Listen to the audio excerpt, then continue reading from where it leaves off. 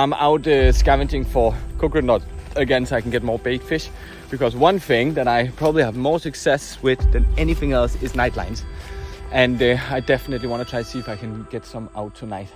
So let me find some coconut, let me do some more bait fishing, see if I can get like 10-12 pieces, fish some. I can use some hand line, and then hopefully I can catch some big fish, man.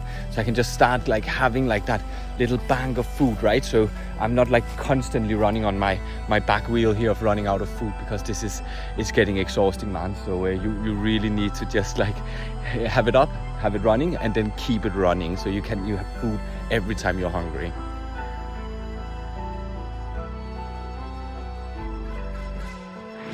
So I just want to introduce you to probably one of the things that is going to give you the best chance of catching any bigger fish when you're here.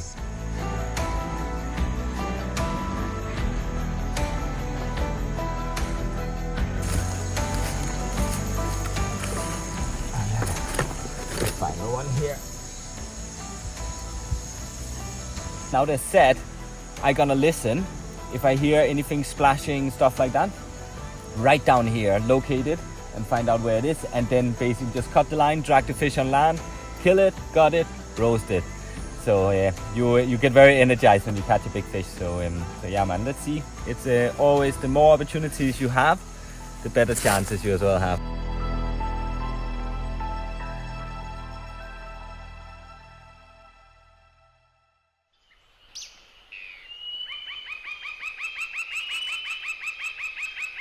I didn't get anything on my night line. That's okay, so I decided to start fishing right away. So I got everything right down here, but the night was really nice. No rain, and I didn't sleep right through. I never do when I'm doing this, but I slept like 2-3 hours, woke up, fumble around my fire, and then I fell asleep again. And for me, at least, this is a really good night's sleep down here. But of course, being in the situation where there's no fish for me that I could go straight up and make for breakfast means as well that I should just get going with the breakfast. It is the breakfast, but with the fishing, and then see if I can catch something. So I can get some fish on and have them on. And the morning time is a good time to fish as well. So let's try to see. But of course, need to go through the whole process, bait fish, and then I can start throwing out a line and see if I can catch some bigger fish.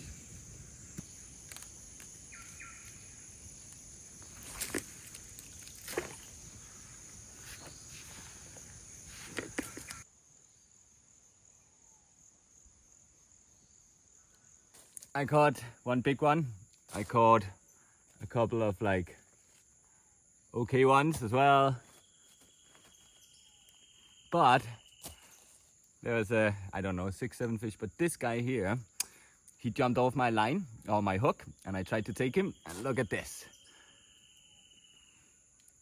I don't know if you can see it, but this is, I grabbed down on the ground and my finger slipped around the front of the mouth, and these piranhas save no time. So little lesson to myself. Now I'm gonna take my little medical kit, clean up my wound and patch it up, as you don't want any infections out here. But at least I got a nice breakfast. So I think on that account I'm pretty satisfied.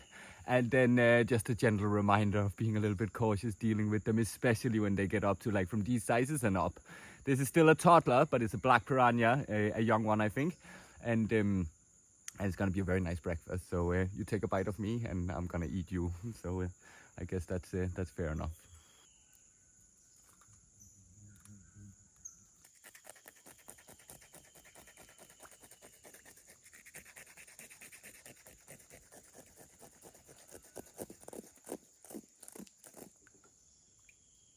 So my fish for breakfast.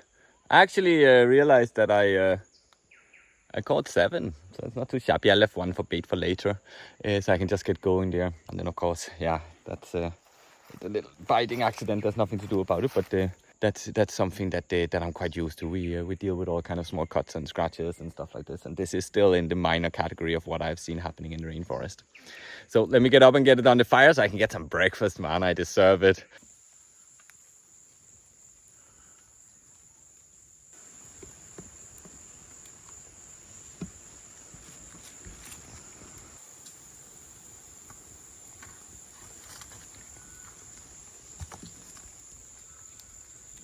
Now, finally, I have a little time now to look and attend my wound.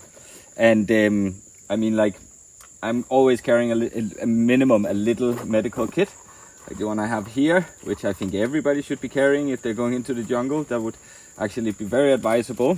But of course, it's if you do stuff the right way, you don't need it that often. But basically, for in the jungle, if you do have any cuts or anything, I use iodine for pretty much anything. And iodine is very good because first of all, it burns when it's working, like right now. Holy moly! So you know that it's in the wound.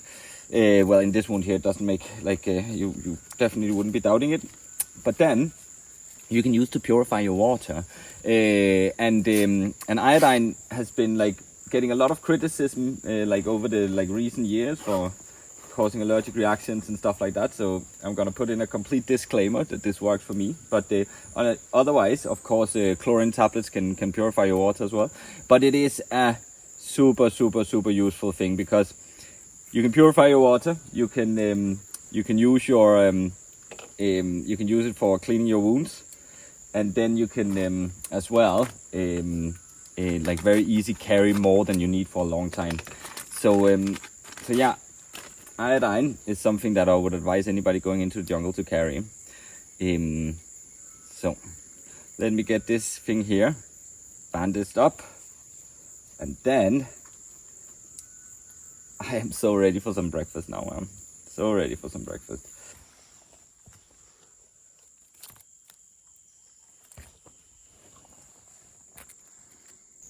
So things are progressing here and settling into the environment and knowing like where everything is and stuff like that. So things are getting easier by the day, and you get more and more comfortable sleep and so on. I mean, like, we humans are very fascinating because the first night, oh God, I could like hardly sleep on my bed here. It's like, oh, it was so rough, and of course it was raining and all these things. But like yesterday, I just like, I think I woke up twice, had like good long patches of sleep and stuff like that. So like, we can really adapt to almost anything. So it's all about like having the perseverance to go through it. So yeah, man, this is good stuff. It's a good day today. So I have decided this morning to go for another little forest walk, and then go in and check for some natural resources, maybe some harder palm, see what else I can find. I, of course, brought my trusted bow and arrow in case I should be so lucky that something is going to be out here, and of course just enjoying the forest. Navigating in the forest is exceedingly hard. Everything looks the same, besides maybe if there's like some big rocks around, or if you got some specific big trees for like near navigation. But it is pretty impossible for someone who is untrained to find their way around. And I mean, like, as you can see, it is nothing but green and brown, the ocean of green and brown. So one of the things that is super important is to, like, always carry a GPS, but you can use compasses for near navigation, so you know like the direction of a river. You can cut trails, so you cut like quite like clear trails, so you can follow them back. And then besides that, it's the best advice is to stay very close to camp. And what I do on my jungle survival courses when I'm working with all the indigenous guys here is that we tell our guests to basically stay around their camp, don't walk off. People can get lost. People have been like mildly lost. We've never lost anybody. We have like a 100% survival rate, which is I guess is pretty good. But the idea is that if you stay nearby your camp, where most of your natural resources is gonna be anyway, then you're gonna be fine. You're gonna be fine because you got the river there to do like near navigation. But if you do have to walk, then walk alongside the river edges, because this is where you're gonna find all the stuff you need. But this is where you have a big feature to follow. So, but let me take a look around and see, and then I can see if I can find something.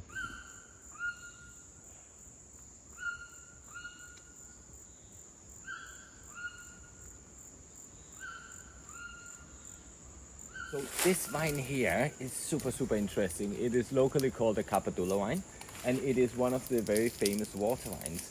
And this one here is very easily distinguishable with this like flaky skin. We call the sunburned tourist, without discriminating anyone.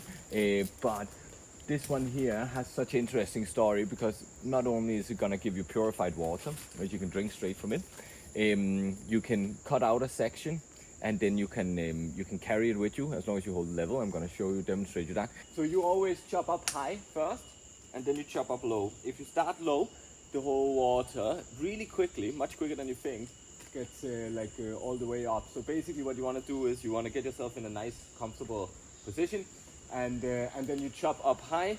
And of course, if there's something like a tree here, then you chop against the tree, and then you chop down your piece that you're going to be using.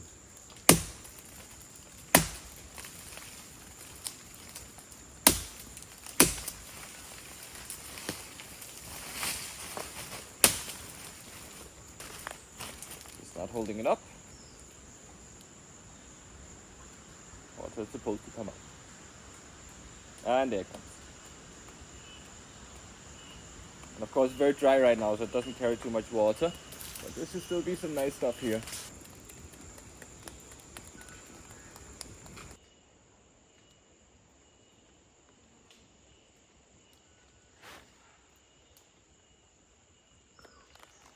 Drink this really tasty, refreshing water, and you could fill up your water bottle, and you could use it if you were like without water, which is probably going to be the best time. And it's just like really like energizing. So like if I can, and if there's enough around, I cut a little and drink it all the time. It's probably more healthy than all the other stuff I'll be drinking when I'm out in the towns and so on. What we have right here is a harder palm, a grown one. And one of the things, especially with this part down here, is that as you're walking in the forest and everything is green and brown, you can actually see like these big roots here that indicates a palm is around. And when you find a big one, you're gonna find the small ones. There was something other super interesting here, and that was that I can see that birds have been feeding on them. And when they feed on them, some of them fall down. Oh yeah, there's some here. And basically,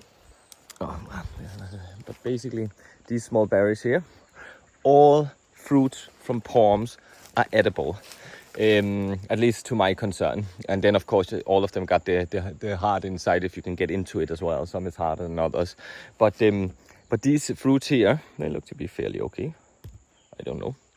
Try.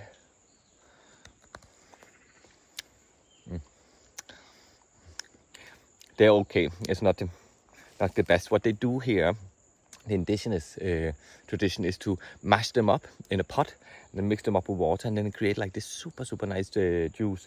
And this is a certain place they call it acai. Other type of trees is called toro, and then you can feast on these things here. This is a good hunting ground as well. If you at nighttime were sitting on a little platform you made and we're looking here, there's a good chance some animal's gonna pass by eating them. So yeah, I'm grab a few, and then I'm gonna head onwards.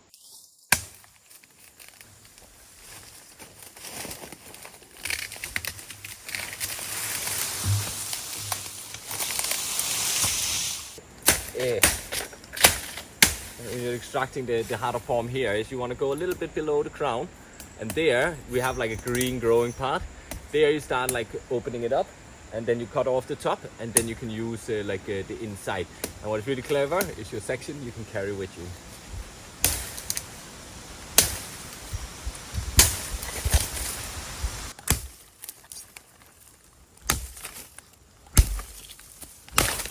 And here you go, nice and easy to carry with you, so you can get it back home.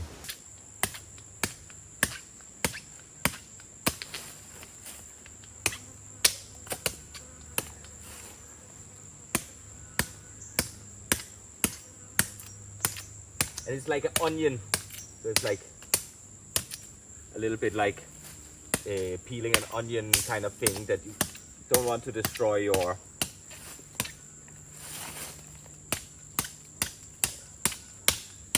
but it's inside.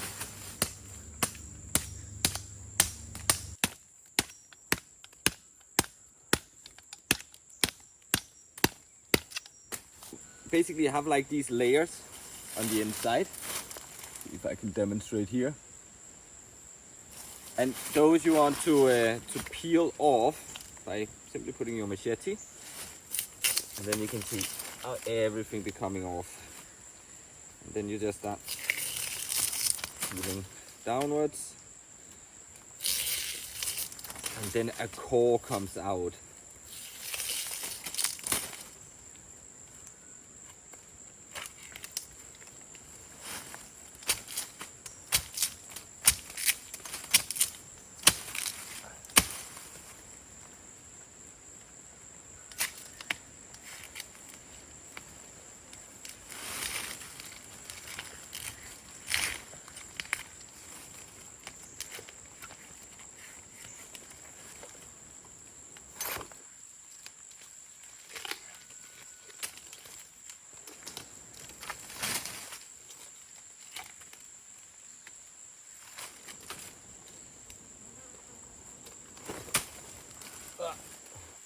Still good. Now, as you can see from a relatively small one, this is what you get.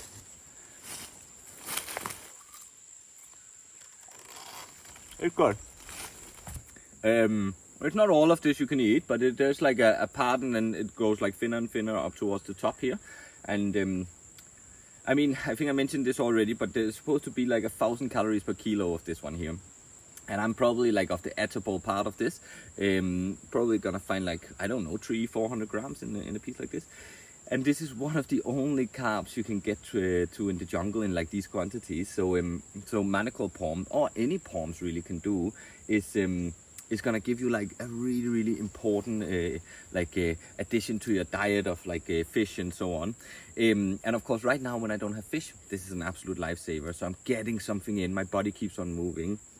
And then of course what I have left of my piranha here. So I'm gonna eat now, and then of course I'm gonna get back to fishing.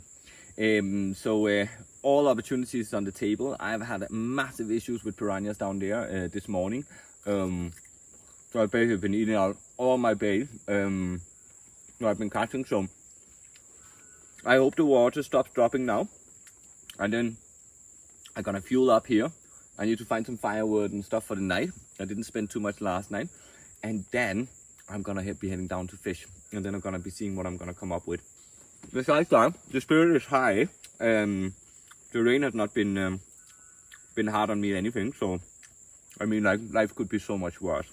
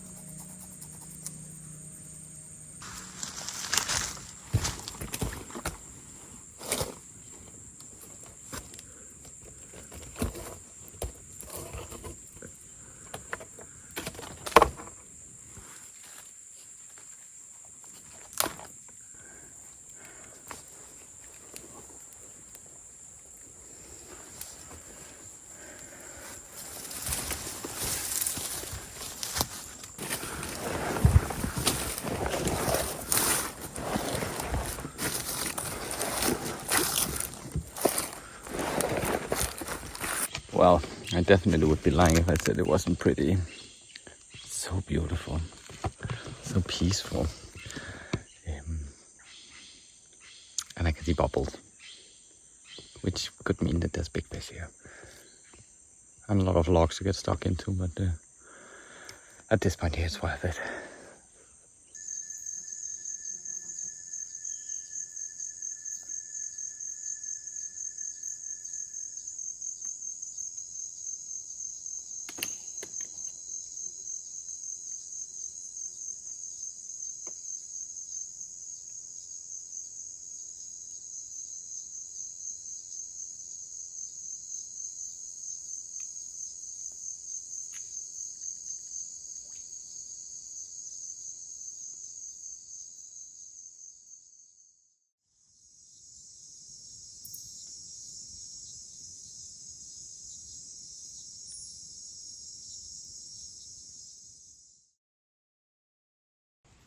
So I was fishing and I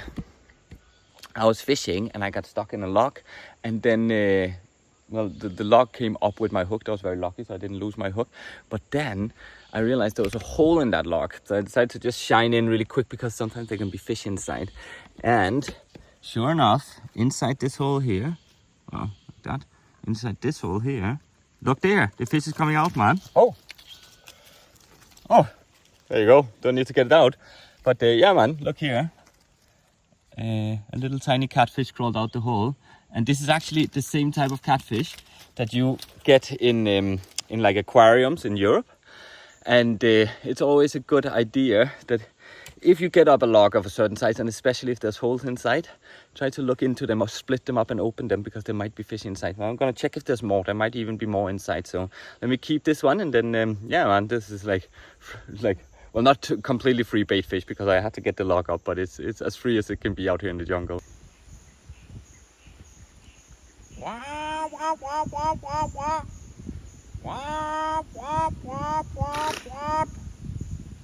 Wop wop wop wop wop wop wop wop. Wop wop wop wop wop wop wop. Wop wop wop wop wop. Wop wop wop wop wop wop wop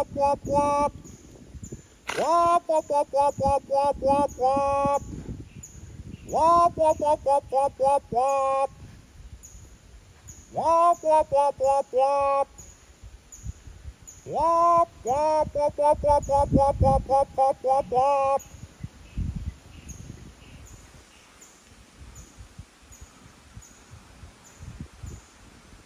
Wop wop wop wop wop wop. Wop wop wop wop wop wop wop wop wop.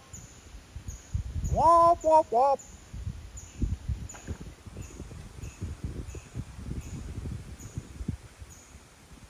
Wop wop wop wop wop wop wop wop wop wop wop wop wop wop wop wop wop. Wop wop wop wop. Wop wop wop. Wop wop wop wop wop wop. Wop wop wop wop wop wop wop. Wop wop wop wop.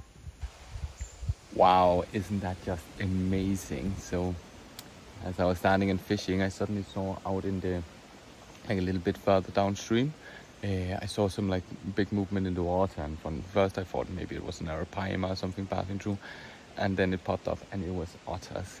And giant river otters is something that is hard to spot many other places, but in Guyana we got so many of them.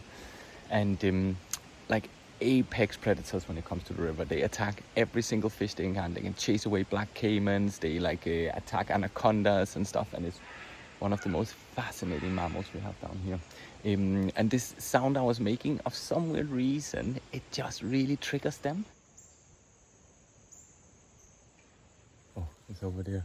Both of them. Be hard to see. They're swimming there.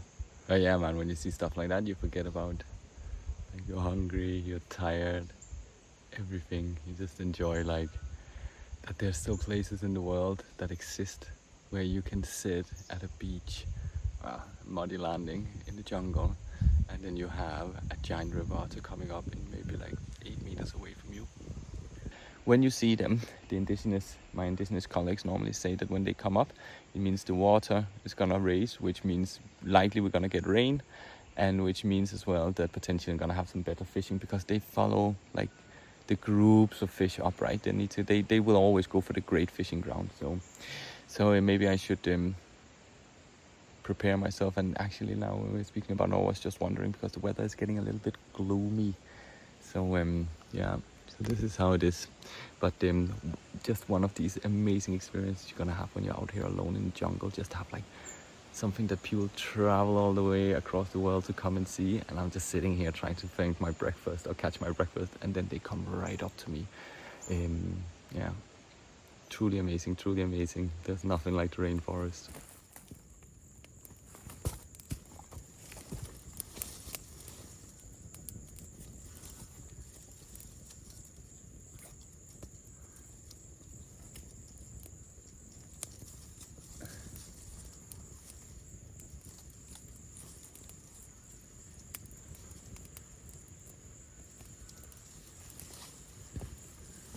So I am back here in my shelter after quite a eventful morning.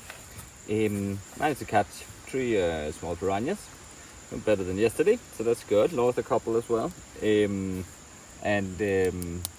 saw the giant river otters, which was really cool, and the catfish that fell out of the log as well while I was chatting. So what a great morning, man. And it all became like a little bit gloomy down there and stuff, like rain was coming up, and then the otters came, and I remembered all these like indigenous like rules and sayings and stuff like that. So but now the sun is back up, so maybe rain is not gonna come anyway. So we're gonna see. Maybe I'm lucky.